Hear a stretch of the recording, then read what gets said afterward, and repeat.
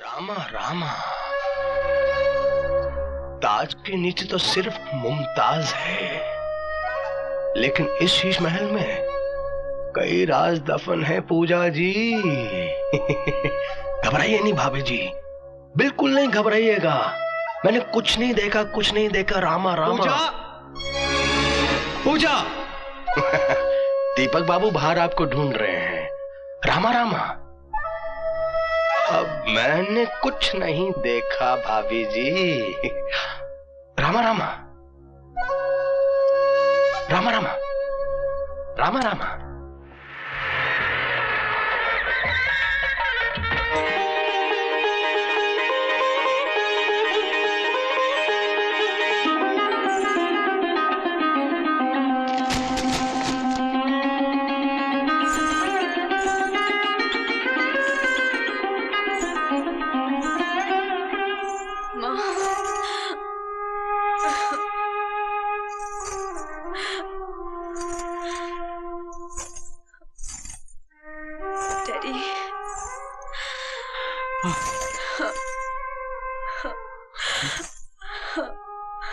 बेटी, माँ बाप जो कुछ भी करते हैं औलाद की खुशी के लिए करते हैं। इंसान जो कुछ भी चाहता है वो उसे मिल जाए, जरूरी नहीं है बेटे। मेरे पास तुम्हें देने के लिए नसीहतें और दुआओं के अलावा और कुछ नहीं है। इन्हें अपने आंचल में बांध लेना। अब तुम्हारे संस्कार ही मेरे सिर की पगड़ी है। अगर तुम्हें अपनी खोई हुई चीज अब नजर भी आए तो चेहरे से घूंघट उठाकर भी मत देखना।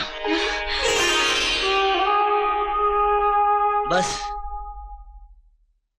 यही कहानी है मेरी।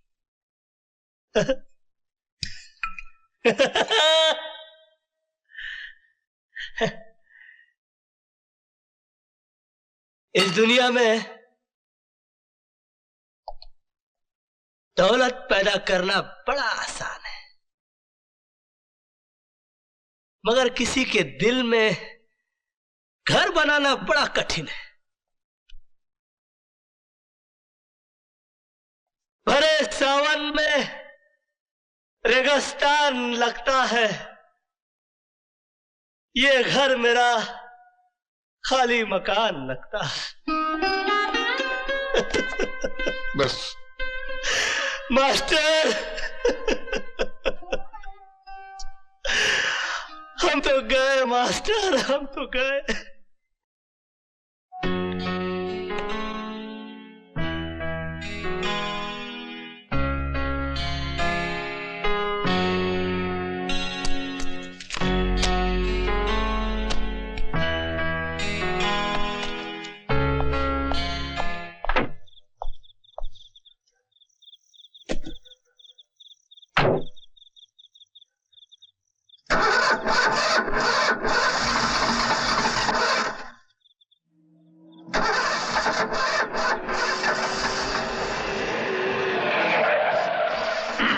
हमारा मास्टर जी, हमारी वाली धोखा दे गई यार। नहीं, हमारी वाली नहीं, इनकी वाली। आओ बैठो, आओ। नहीं सर, मैं टैक्सी से चला जाऊंगा। गाड़ी बिगड़ गई। बैठो बैठो। अरे हमारा बस चले तो हम अपने हर वर्कर को एक गाड़ी दे दें यार। फिलहाल लिफ्ट दे दीजिए, गाड़ी वाड़ी बाद में दीजिए, बैठ जाओ ना यार। वैसे मास्टर जी अर्ज किया है, एक दिन तो हमारे देश का ऐसा जरूर आएगा जब यहाँ का हर वर्कर अपनी बीवी बच्चों को गड्डी में घुमाएगा। ख्याल बहुत अच्छा है, शेर बहुत घटिया है।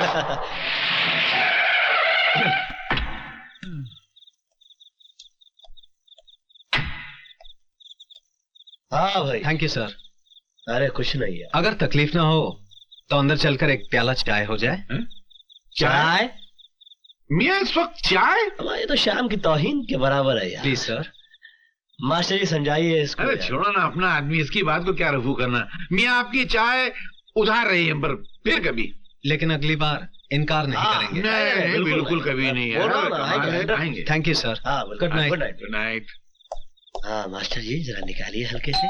औरों के लिए गुनाह सही, बहुत अच्छे। हम पिए तो सवाब बनती है। अरे 100 गमों को निचोड़ने के बाद एक कतरा शराब बनती है।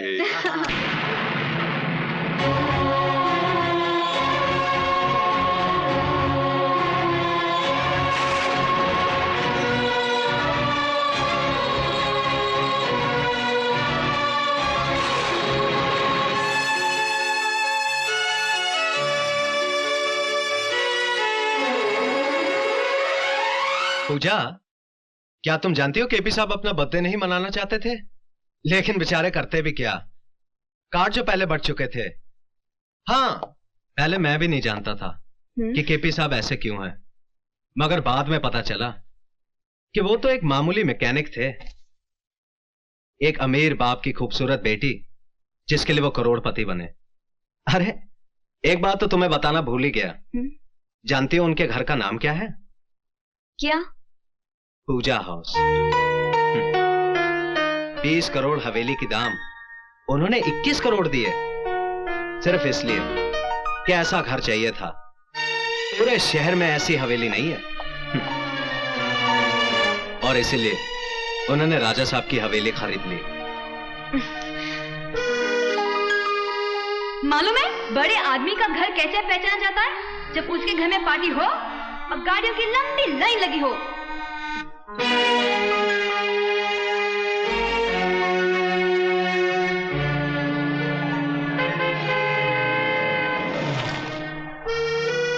और हाँ, अपने बंगले का गेट जाली वाला होना चाहिए। अरे जो अंदर नहीं आ सकता वो कम से कम बंगले को बाहर से देखकर खुश हो जाए।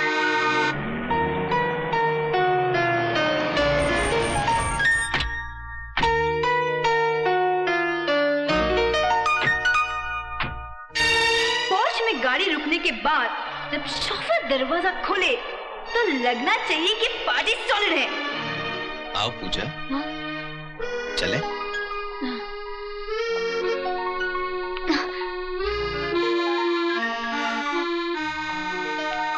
हाय mister Deepak. Hello sir. Hi Deepak. Hi Lali. नमस्ते भाभी जी। नमस्ते। कैसी हैं आप? आइए मैं आपको पैलेस दिखाता हूँ। आइए आइए, रामा रामा, क्या पैलेस है। मैं एक्सक्यूज मी दीपक जी, मैं इनको पैलेस दिखा दूं। आइए भाभी जी, आइए आइए। सुना है केपी साहब ने यह महल अपनी महबूबा की पसंद से बनवाया था, लेकिन किस्मत का खेल देखिए भाभी जी, उस बेचारी की शादी कहीं और हो गई। रामा रामा। जब हॉल में एंटर करें तो राज कपूर की फिल्मी सेट की तरह सीढ़ी जानी चाहिए ऊपर। अरे ये तो कुछ भी नहीं है भाभी जी, ऊपर जाके देखिए, बहुत सी कमाल की चीजें हैं देखने लायक। रामा रामा।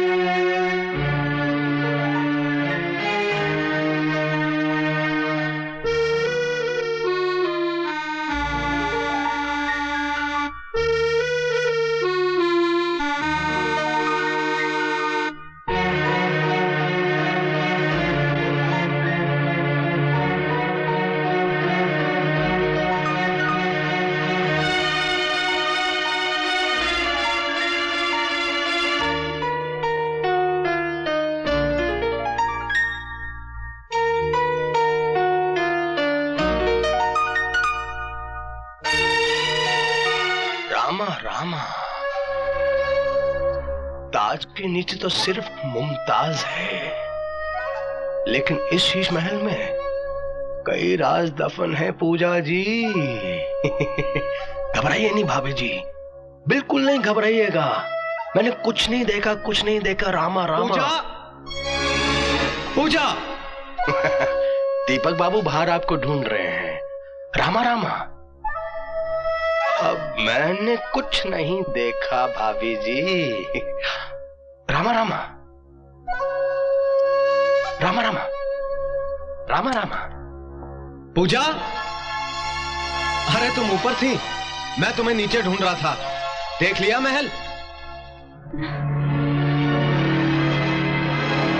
क्या हुआ पूजा, तुम कुछ परेशान सी लग रही हो? नहीं तो। ये परेशान नहीं है, महल को देख के थोड़ी हैरान है। रामा रामा। आओ चलो बाहर चलते हैं, मैं तुम्हें केपी साहब से मिलाता हूं।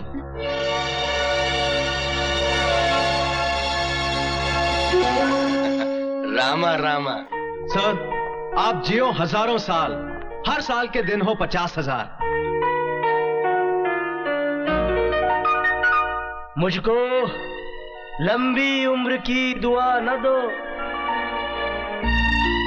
जितनी गुजरी नागवार गुजरी है। मुझे इस बात की खुशी नहीं है कि आज मेरा जन्मदिन है, बल्कि इस बात की खुशी है कि मेरी गम भरी जिंदगी का चलो एक और साल कम तो हुआ। जिंदगी की उम्र इनके दुश्मनों की कम हो। मैं तो कहता हूं भाइयों, इस महफिल की उम्र भी इनको लग जाए। क्यों रामा रामा?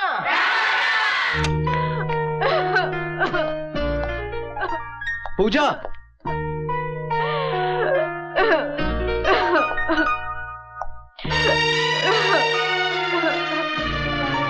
ए पूजा, अरे पगली, इसमें तेरा क्या कसूर था? तू क्यों रो रही?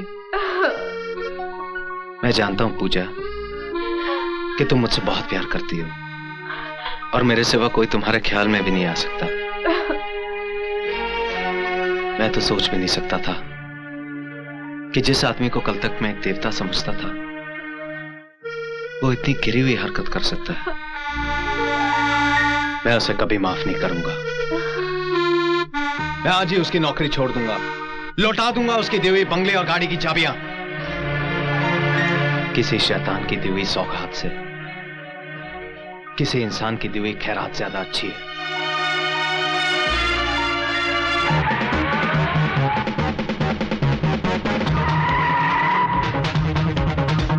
तुम मेरे पति, मेरे घर पे इसलिए मेहरबान हो तक उसकी आड़ में तुम मुझ तक पहुंच सको।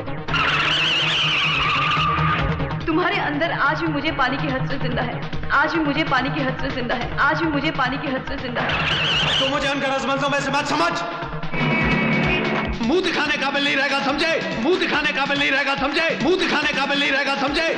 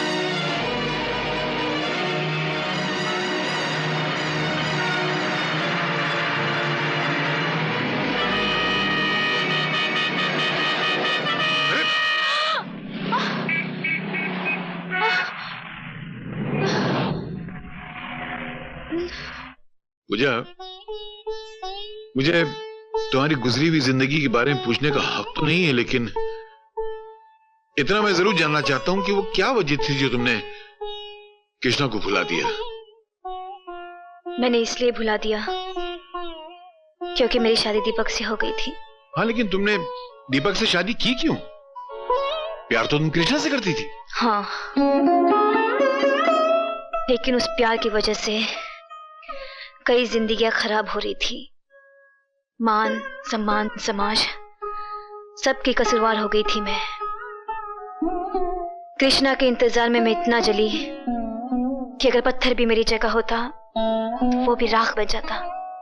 लेकिन मैं राख नहीं हुई, क्योंकि मुझे उम्मीद थी कि वो एक दिन आएगा। 5 साल हो गए, ना वो आया ना उसकी कोई खबर। फिर मेरे माँ बाप मेरी शादी को लेकर परेशान हो गए। एक दिन कृष्णा का खत आ गया जिसमें लिखा था, मुझे भुला दो। तब मेरे इंतजार करने का बहाना भी खत्म हो गया। फिर लड़की तो होती ही है त्याग का जहर पीने के लिए। मुझे खुशी खुशी अपने माँ बाप के फैसले का जहर पीना पड़ा। तो क्या तुम्हें कृष्णा का दूसरा खत नहीं मिला? कौन सा दूसरा खत? कृष्णा ने मुझे कितने खत लिखे ये मैं नहीं जानती, लेकिन 5 साल में मुझे सिर्फ एक ही खत मिला। वो भी मेरे डैडी ने मुझे दिया था।